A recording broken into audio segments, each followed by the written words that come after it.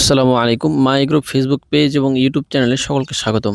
তো আমার নতুন শেডে আমি মুরগিগুলারে ঢুকাইছি। দেন আমি শেডের ভিডিওটা এখনো আপলোড করি নাই।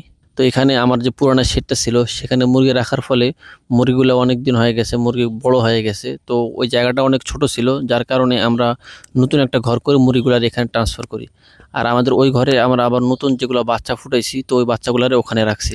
তো আমাদের এখানে মুরগি আছে প্রায় 50 থেকে 60টার মতো। তো কিছু ছোট মুরগি আছে যেগুলো অসুস্থ, অন্য খাঁচায় রাখা আছে।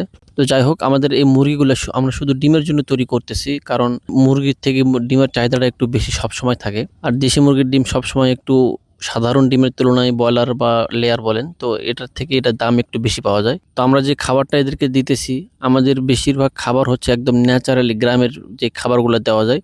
চেষ্টা করি ফিড যত কম খাওয়ানো যায়, কারণ ফিড খাওয়ালে মুরগির গ্রোথটা যেটা হয়, শরীর স্বাস্থ্য হয়, মানে মুরগি লড়াচড়া করতে পারে না। ফিডের মুরগি তো এরকমই হবে আর কি। যাই হোক, আমরা এখানে যে খাবারটা দিতেছি এখানে ভুসি আছে, ভুট্টা গুঁড়া, গম, আরো বিভিন্ন রকম অনেক ধরনের চাল টাল দিয়া মানে মিক্স করে আমরা এই খাবারটা তৈরি করি, যাতে মুরগিগুলো একদম ন্যাচারাল ভাবে বড় হয়। আমরা চেষ্টা করি যত ন্যাচারাল ভাবে মুরগিটা রাখা যায়। সো এই হচ্ছে আমাদের মুরগিগুলা। আলহামদুলিল্লাহ মুরগিগুলো অনেকটাই সুস্থ আছে।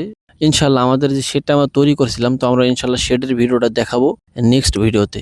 তো মাইগ্রো ফেসবুক পেজটা এবং ইউটিউব চ্যানেলটা আপনারা অবশ্যই সাবস্ক্রাইব এবং ফলো করে দিবেন। দেখা হচ্ছে নেক্সট ভিডিওতে।